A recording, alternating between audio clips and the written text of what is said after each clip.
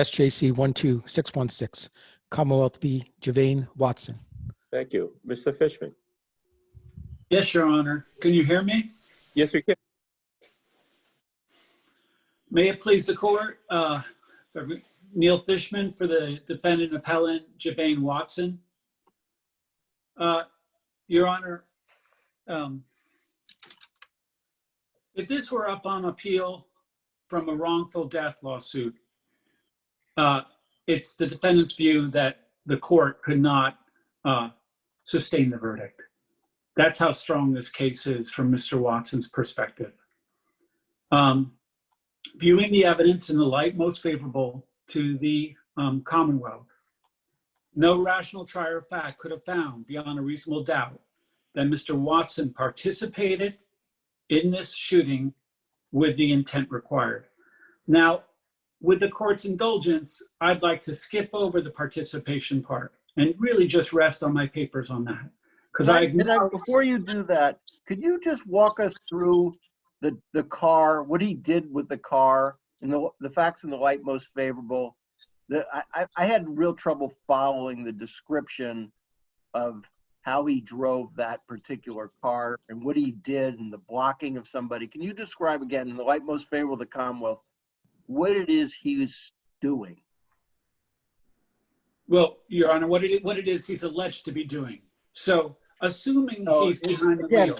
We have testimony, so we gotta, it's not alleged, it's testimony, right? So, you know, we have a conviction in testimony, so we have to accept that, right?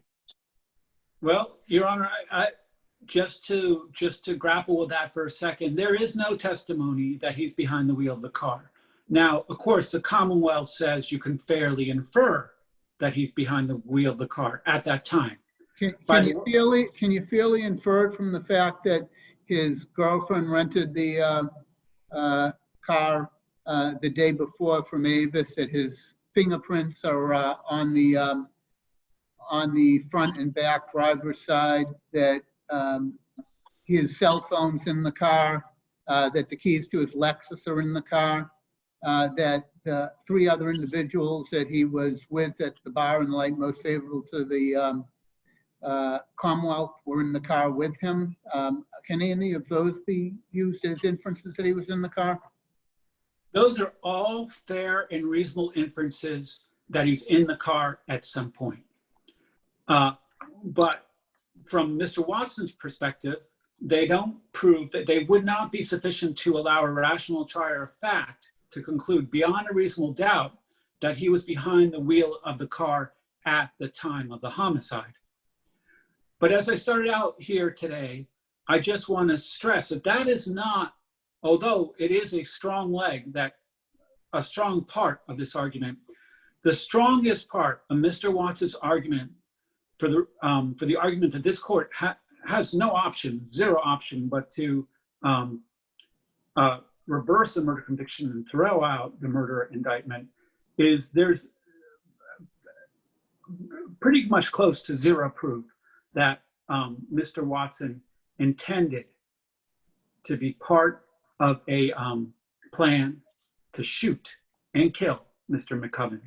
How about this, this Toyota Silver RAV4 owned by Bonner's sister and the red Lincoln MKX in the light most favorable to the Commonwealth doing reconnaissance on Havelock Street. Then minutes later, with the light shining from the red Lincoln, Mr. Robinson gets out, approaches the victim, shoots him 9 times, and then bing, right at the right moment, the red Lincoln picks up Mr. Robinson, and that he angles the car during the killing so that the shooting's able to take place. Yes, Your Honor. So my reply to that is a awfully tendentious interpretation of the video. The one part I would agree with the Commonwealth's interpretation is there's no dispute that whoever that first shooter is, we're assuming from our perspective that's Mr. Robertson. Whoever that first shooter is gets in a car immediately after accomplishing his shooting, and he's wheeled away. There's no dispute about that. Everything else, that's an awful lot of conclusions the Commonwealth is drawing from what is a few seconds of pretty grainy video. I would quarrel with all of that. However, I would submit that even if all of that is absolutely true, that's still not enough to establish beyond a reasonable doubt, to get a rational trier of fact to conclude beyond a reasonable doubt that Mr. Watson intended to kill the victim. I want to really draw your Honor's attention to all that's missing from this case. There's so much missing from this case as far as Mr. Watson is concerned. There's no proof that Mr. Watson knew the victim. There's no proof that he ever wielded a weapon. There's no proof that he knew Robertson had a gun. There's no proof that he heard or saw anything on Robertson's part evincing lethal intent. There's no proof that Mr. Watson did anything evincing legal intent. And this is a very important one, Your Honor. Unlike the Gonzalez case, which this court reversed and dismissed the murder indictment, unlike the Gonzalez case, there's no proof that even in this case, Mr. Watson had a motive to kill Mr. McCubbin. And finally, I do want to draw this court's attention to the way the car was allegedly dumped by Mr. Watson, allegedly, speaks more to panic than to the fact that this was some sort of a planned homicide. You know, as I mentioned, Gonzalez is really the Bible here insofar as Mr. Watson is concerned. I don't see how this court can reverse Mrs. Gonzalez's conviction for murder and dismiss the indictment and not do the same here. I want to remind this court that in the Gonzalez case, the defendant, the alleged defendant driver there, had quite a motive. She had sold the car to the victim who owed her $100, and the victim punched out her boyfriend's tooth and tried to sell it back to her. Meanwhile, also her activities and the way she handled the automobile, allegedly handled the automobile, were more probative of some sort of involvement in a plan than here. In that case, she dropped off the four defendants who were allegedly involved in this shooting, and she drove off into the three-point turn. Here, all we have is the car that, again, Mr. Watson is allegedly driving. Can we go over Gonzalez for a moment? Yes, Your Honor. In Gonzalez, the defendant's participation was limited to dropping off the co-defendants near the murder. Here, in the light most favorable to the Commonwealth, he's right there as the murder takes place. In Gonzalez, there's evidence that her boyfriend and the co-defendant had used the phone and car near the time of the murder. You have not only that here, but when you look at the four perpetrators in the light most favorable to the Commonwealth, there's something like 550 cell calls between them in the weeks before. In Gonzalez, says you've got her association with the co-defendants was not extensive. Here, they moments before we're at the club, and you know about Bonner leaving the scene and with Donner and where the gun is found in the ballistics. In Gonzalez, her car was not present during the murder, was not used to transport the shooter away. Here, not only is the red Lincoln used to take the shooter away, but the defendant abandons it and leaves it running with his cell phone and Lexus in the car. And there's no evidence linking the defendant in Gonzalez to the car at any time concerning the murder. And here we have the evidence that I won't repeat that I mentioned last time. So, I mean, how could a case be more distinguished than Gonzalez from this case? Let me speak to all of that, Your Honor. First of all, I'm going to take it. First, Your Honor mentions the telephone evidence in Gonzalez. And this court observed, with regard to the telephone evidence in Gonzalez, that it wasn't clear, at all clear, from the evidence whether it was Gonzalez or her boyfriend who was using that phone. In other words, she didn't have exclusive use of that cell phone. Well, I think we have precisely the same circumstances here. Here we have two lines, right? We have Mr. Watson's stepmother had purchased a line. We'll call that line 6426. And Mr. Robertson's girlfriend had purchased a line. And we'll call that one 8764. The problem in this case is, by the Commonwealth's own admission, these guys are switching up their lines.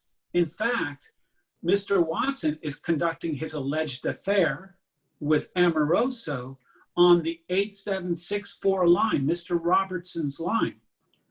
The line that the phone calls are going to Bonner are the ones right before the homicide and after, assuming that the timing on these things is correct. That line is the 6426 line. However, we don't know that Mr. Watson had exclusive use of that. In fact, it looks quite the other way. Now, so I mentioned the telephone evidence. Your Honor correctly points out that in Gonzalez, she drops off the shooters and then is uninvolved.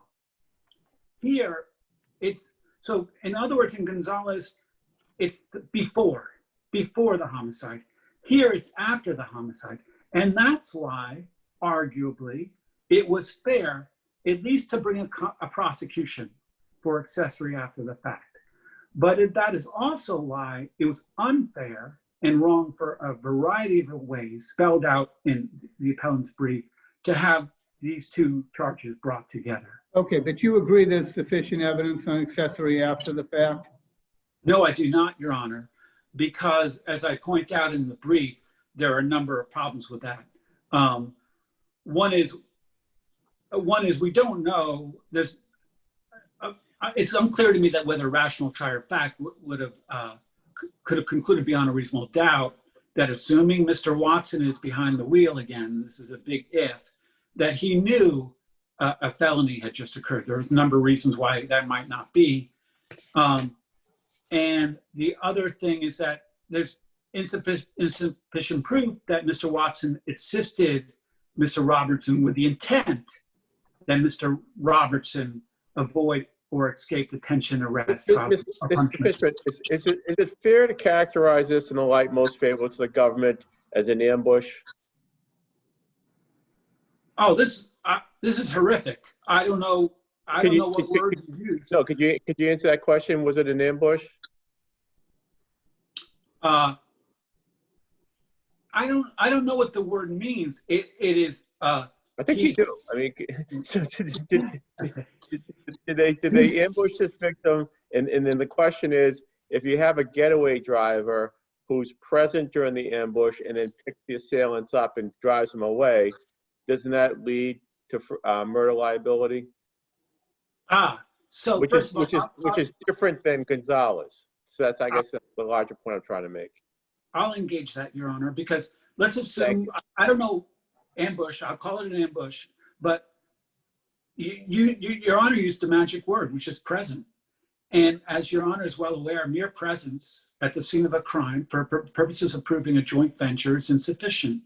And that's exactly what I'm trying to get at, because when you have a getaway driver who never leaves the getaway vehicle, right? Isn't it always where the government has to prove that they have knowledge? So suppose they get out of the car and they said, we're going to beat up this guy. Mm-hmm. Clearly, no liability. That's just mere presence, and they do something that's out of the ordinary. But here, we have to look at the light most favorable to the government. So what inferences are properly drawn when you have this type of hostile relationships, you have an ambush, and then the getaway driver? What do you think is fair to infer of the knowledge of the getaway driver? And knowledge and intent, I guess. If I'm understanding your Honor's questions correctly, it's sort of what I anticipated this argument might be like, which is that you're asking me what would be sufficient to prove that the getaway driver is in on the murder. And I can't tell you what would be sufficient, but what I can say is this case is insufficient. And again, I told you all that's missing, and I will just. Well, I think what is insufficient is illustrated by Gonzalez, right? So we have to. Right. And Right. you appropriately argue your case is close to, or actually less inculpatory than Gonzalez. That's right, Your Honor. That's more right. inculpatory, I should say. Right. Okay. No, less. But yeah, whatever. I screwed that up, but I understand your point, Mr. Fishman. I would. Before we leave, yes, Your Honor, go ahead. I'm confused by the accessory after the fact conviction. When can he really be a principal and an accessory after the fact when his role is as the getaway driver? Can you walk us through that, and particularly in light of Vic and the different elements? Yeah. Because I get confused by this. Yes, Your Honor. It's actually quite interesting.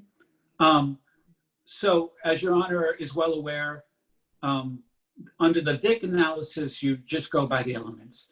And there's no argument here that the elements to accessory after the fact are different from the elements of first-degree murder.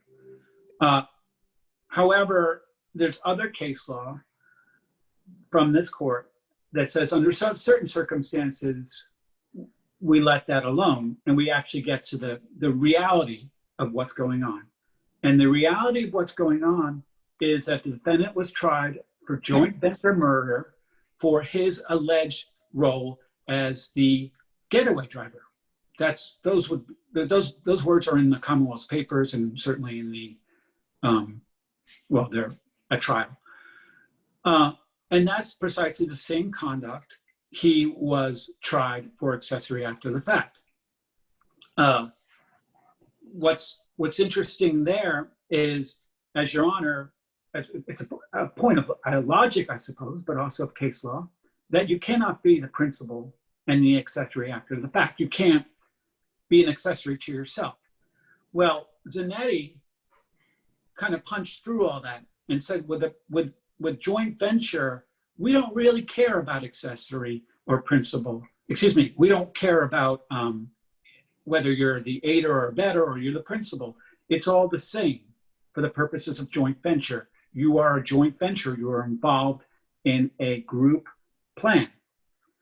And so with here, where there's really no argument that the Mr. Watson is the shooter, in fact, he's conceded he's not, the accessory after the fact conviction was unfairly duplicative. But counsel, let me go back to what you said for a minute. You said you can't.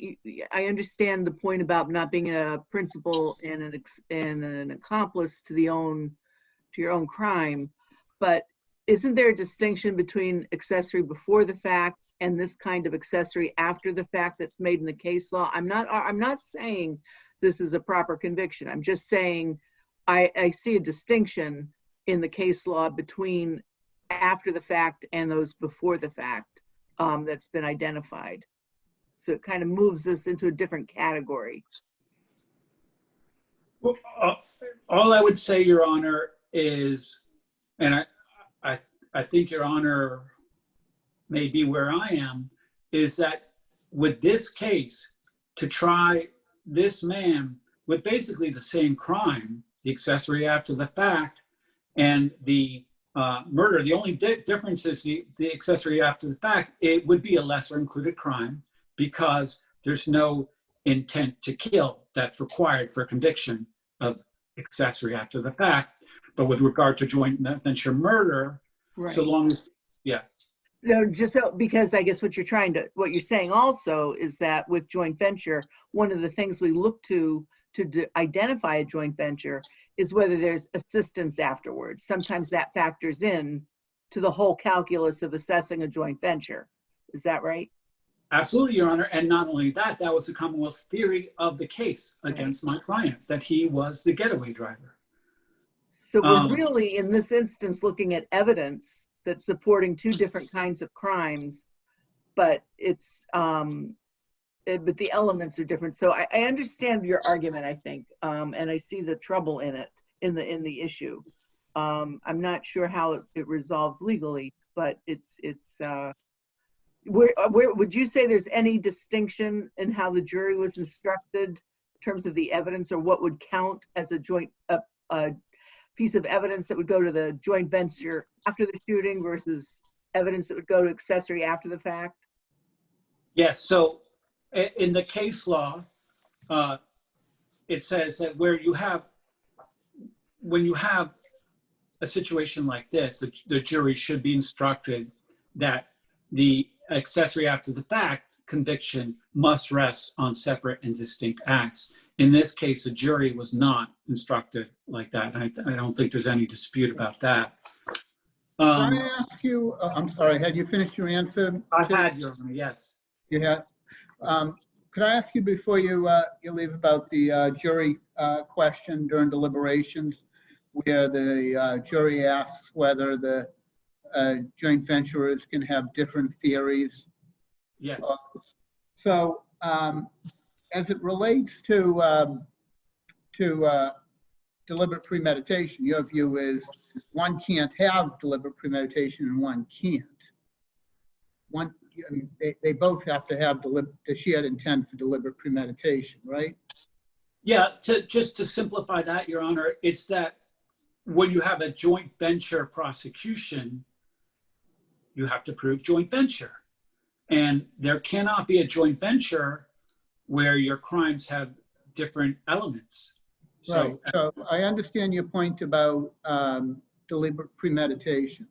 As you know, we had Commonwealth versus Castillo a few days ago come out on extreme atrocity or cruelty, where once again, we reaffirmed the point that the jury doesn't have to determine that the defendant intended to commit the crime with extreme atrocity or cruelty. Now, it may be that there was error as it relates to the deliberate premeditation, so it doesn't matter. But is there anything left of your argument as far as just the extreme atrocity or cruelty issue, since malice aforethought would presumably be enough? Well, I do want to say with regard to extreme atrocity and cruelty, I hope it's not too late in the day for this court to really entertain the fact that it's wrong for a defendant to be strictly liable for first-degree murder, where his culpability only rises to the level of second degree. As it relates to this case, though, where Castillo came out, I think 2 days ago, does the joint venture have to have a shared intent that the killing occur with extreme atrocity or cruelty, when there's no requirement of that intent by what we used to call the principle? That's certainly the argument I put forward in the brief, and I don't mean to be circuitous with Your Honor, but that the argument is that a joint venturer should not be held liable for first-degree murder, where his culpability only rises to the second-degree murder. And maybe the best case for all of that is the Brown case, where this court said, it's as old as the hills for American law, where your culpability for your crime has, whatever crime you're a judge guilty of, has to match your culpability. I realize it's a sort of a general statement of what Brown stood for, but I think it applies. One other. But your time has passed, Mr. Fishman. Let me ask if anybody has any further questions of Mr. Fishman. Thank you, Mr. Fishman. Thank you. Ms. Jordan. Good morning. May it please the court. Darcy Jordan on behalf of the Commonwealth. If we could just start at Gonzalez, I think Justice Lowy really pointed out how the Commonwealth does distinguish this case from Gonzalez, but I think most notably what we have here is actually the video of the ambush execution happening. And not only do we have the video of the actual murder, but we have the moments leading up to the murder, which the Commonwealth says absolutely proves beyond a reasonable doubt that the driver of the car, who was Watson, conducted surveillance with his co-venturers in the moments before the murder, in that the video shows the Lincoln and the RAV4 that is later associated with Bonner and Denton to drive around the block the moments before Mr. McCubbin parks on Havelock Street. There, moments after the victim parks, then we see the Lincoln outside the view of the camera. We see the Lincoln pull up. We see the headlights shining on the back of the Lincoln. On the back of the victim's car, and then you see Robertson covertly sneak up behind McCubbin's car and then ambush him by riddling him with bullets as he sits in the driver's seat. Simultaneously, the Lincoln, I want to say rolls. It purposefully drives extremely slowly, and you can see Robertson shooting at McCubbin in those headlights, and then the Lincoln comes to a stop perpendicular with Mr. McCubbin's car, and Robertson, you see him touch the door and get into the car and immediately drive away. The Commonwealth contends that that video alone establishes premeditation and cruelty atrocity for the Watson, who is the driver of the car. If I can also just distinguish Gonzalez and the phone evidence in Gonzalez, my brother points to the differential in the two phones, the 4626 number and the 85764 number that the Commonwealth prescribes was used by Robertson and maybe Watson.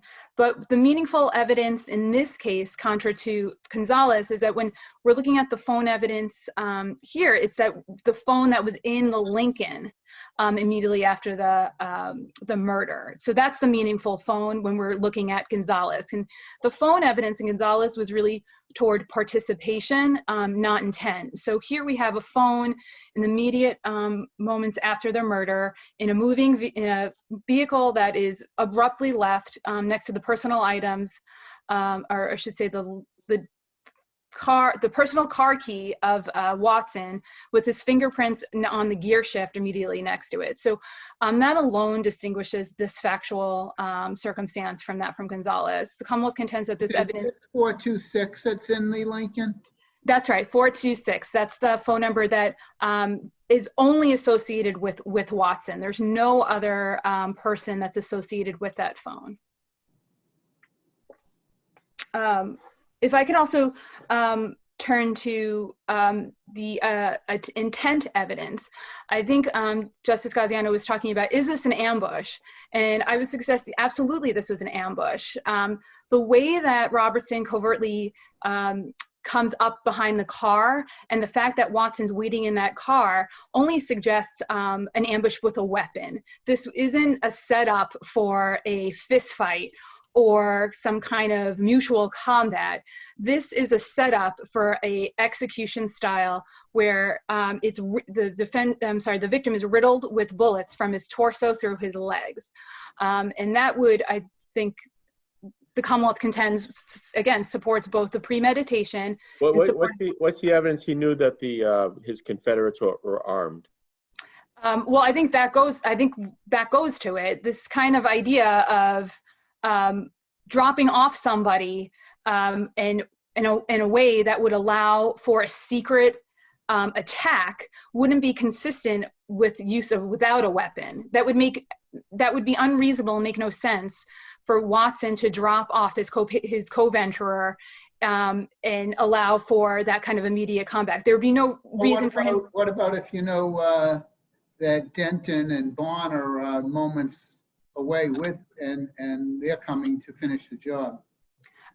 I still think that could be, but I still think the way, if you watch the video, the way that Robertson and Watson position themselves only allows for the idea of this ambush, of this quick getaway, of this quick attack that just would not lend itself to any kind of attack that was without a weapon. It would be inconsistent. Do you have any with, case? Do you have any cases that say that? I don't know. I don't have any cases offhand that say that an ambush would be more consistent with use of a weapon. I'm familiar with Brit and some of the case law that we have out there, and even some cases that have people with guns, and we say, well, it could be an intent to scare. So how are we supposed to draw this huge inference without any statements or brandishing of the weapons beforehand? Well, I think, again, I don't have a case specifically that says these facts of this case lend themselves more so to a weapon or not. I mean, more so the logistics that you paint, in that there's a, I guess ambush is the right word, and this coordinated attack that necessarily involves the use of a firearm and deadly force, as opposed to they're going to thump a guy in the street.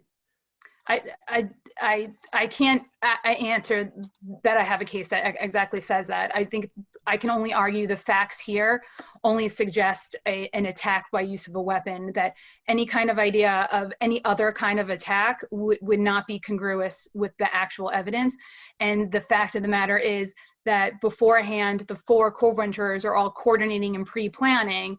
Also, I think lends itself to the fact that this was a coordinated event, not just, hey, we're gonna lay you up with a scare and then you're gonna finish up the job. I think it's clear that it was planned and intentful, that the purpose of the ambush was to kill him, or at least to maim or hurt her, cause grievous bodily injury, because the shots were from the torso. He shot in the chest and the legs.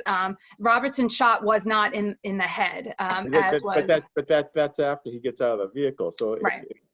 if he didn't know about the guns, you've got a problem inferentially, right?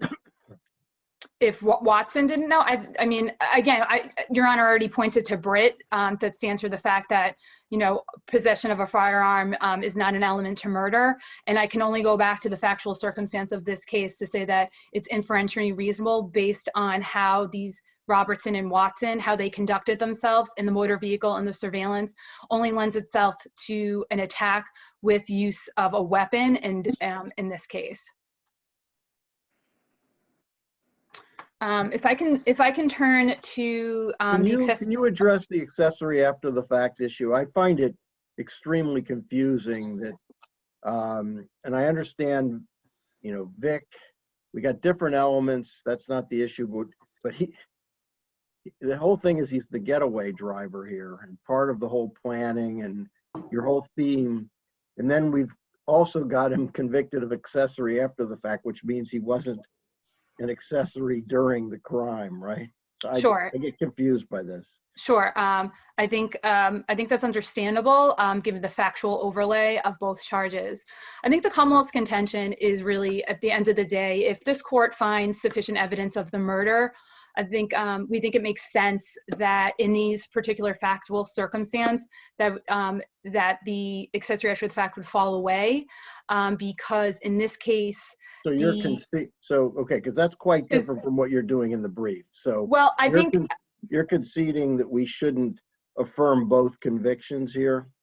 Well, I think my answer is kind of longer than that. I think, and I think it gets into the jury instruction, and I think then I'll parlay into maybe ideas of judicial economy when it comes to factual circumstance like this. But I think in this case where the Watson was a aider and abettor, and his flight allows for the concurrent assistance in the escape of a principal, or in this case Robertson, that it would be in fundamental fairness of justice, it would make sense, limited to these kind of factual circumstance, for the accessory to fall away if this court finds sufficiency on the murder. But I just parlay that into, there could be circumstances in which the aider and abettor, factually, other facts could support a subsequent accessory after the fact charge. And I think, Meaning, if he's both the driver. I'm sorry, so you could have someone who's a getaway driver and then they go back to the scene 2 days later, they pick up the shell casings. exactly. But I think in this case, I think it was handled properly because, you know, especially in the light of Zanetti and Brown, where the mental state of the aider and abettor and the principal are kind of into one, when we're superimposing that language on the accessory after the fact, and the accessory after the fact statute only talks about principal.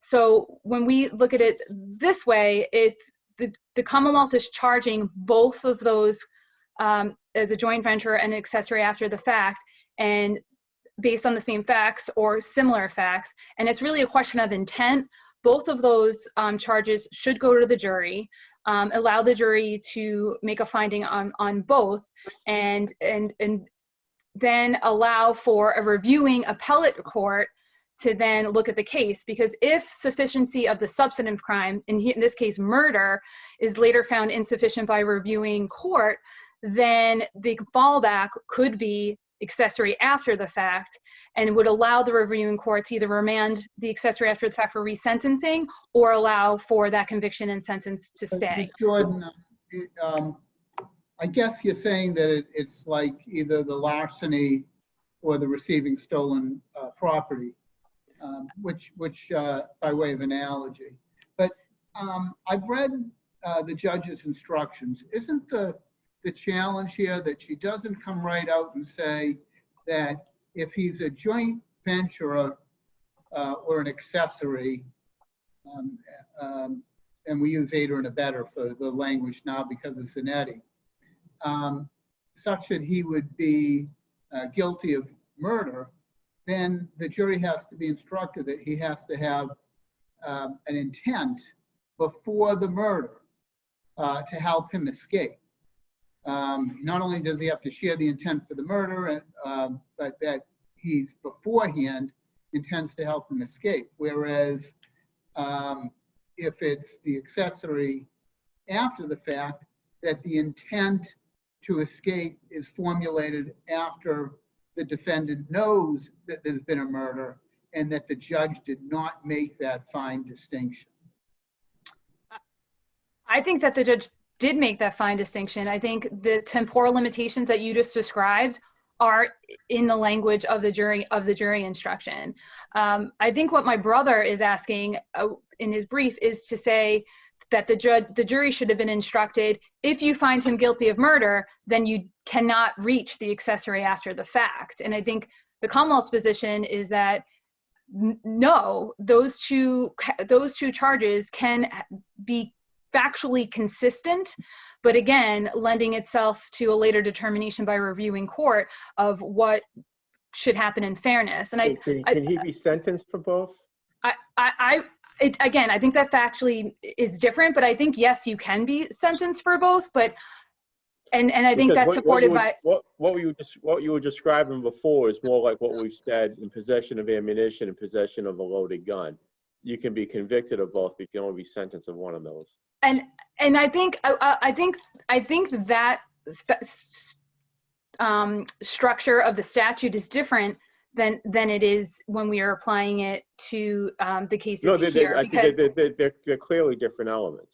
Right, because I think in my brother's brief, he's arguing that the defendant here can't be found guilty of accessory after the fact due to double jeopardy or merger. Yeah, the problem is that the offense conduct, because it's not the picking up the shell casings 2 days later. The offense conduct is used by the government to support two different crimes. Well, right? Well, same offense conduct. I don't think so, because I think that the circumstance supporting the murder are everything that happens before and after. And I think we get kind of troubled up because when we look at the facts that happen after their murder to inform joint venture, we're really looking at the evidence as it resolves around participation and not intent. And I think when we're distinguishing.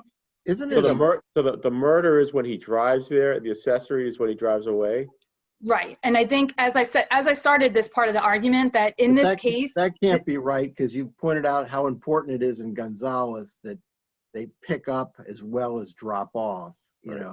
So is there a problem because this is really difficult, and our instructions need to be clear when you're doing these types of cases. Did the judge here do what we said in Newsom? I'm reading from Newsom. Here is there, the judge's instructions clearly established that the defendant could not be found guilty of murder if his only participation consisted of aiding another person after the fact in escaping from the police and here it's in disposing of weapons. But are the instructions here clear, or do they get the whole issue garbled between? I understand there's plenty here probably on the first degree murder thing, but when you start using the getaway driver position to get both convictions, doesn't this get messed up? I understand your point, but I think what supports the murder is his mental intent before and during, and that's it. And then the accessory after the fact is what happens after. So But the problem is that what makes it clearest that he's involved in the thing before and during is his role as the getaway driver, particularly the way you describe it. It's so he immediately pulls up and drives off with him. That's the crime. It's all part of the crime. It's not like he's hiding him in his apartment 2 days later. And the judge keeps talking about, you know, the language in the instructions keeps referring to the overlap between this. So I worry about how we clean this up. Are there good instructions out there on this point about what you're supposed to do and not do? The judge here just used the model jury instructions, and I think if this court is to readdress the instructions, it would be to clarify. And actually, I don't even know how you could clarify more, because in the accessory after the fact, it clearly says it's after the crime is committed. So, and then again, the language in joint venture is the mental intent and it says before and during. So The defendant's argument, I don't think, as we've said many times now, is not that each doesn't have an element, the other doesn't. It's sort of like sometimes the indecent A and B is just incidental to the rape. And I think what the defendant is saying is, you know, the escape is on both sides here. And this is one of those situations where the same act can't be both crimes, just like in the indecent A and B and the rape. It's not that you can't compartmentalize it and have it work with the different elements. It's just that these circumstances, as Justice Caput mentioned, it's just too confusing and it's too unfair to have it be both.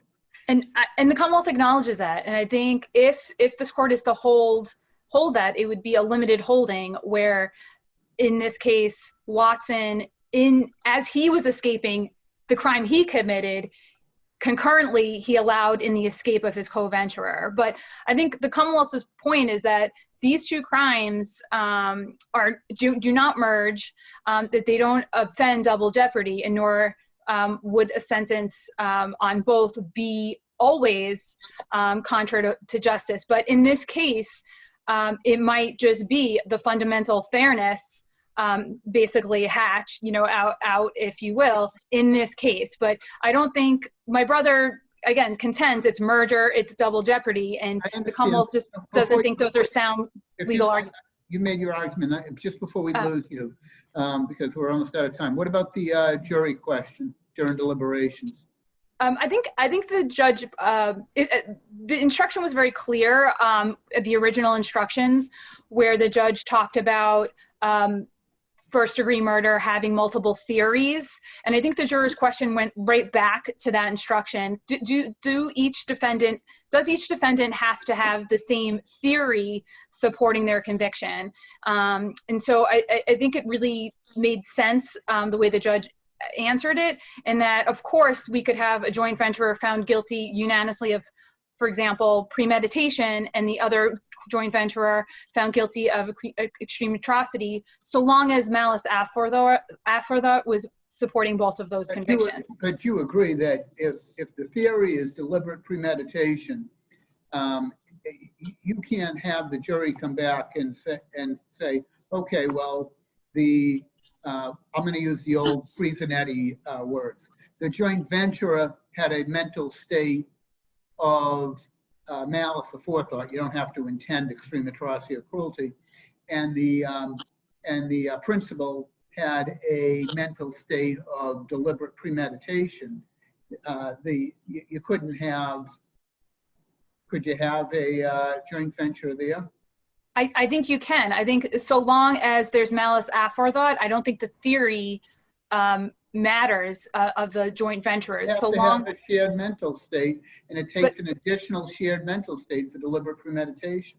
But the malice aforethought is implied in the premeditation, and where it is implied in the atrocity and the other theory. But as long as there's malice aforethought, I don't think that both joint venturers need to have the same theory as applied to the malice. Any further questions for Ms. Jordan? Great. Thank you, counsel.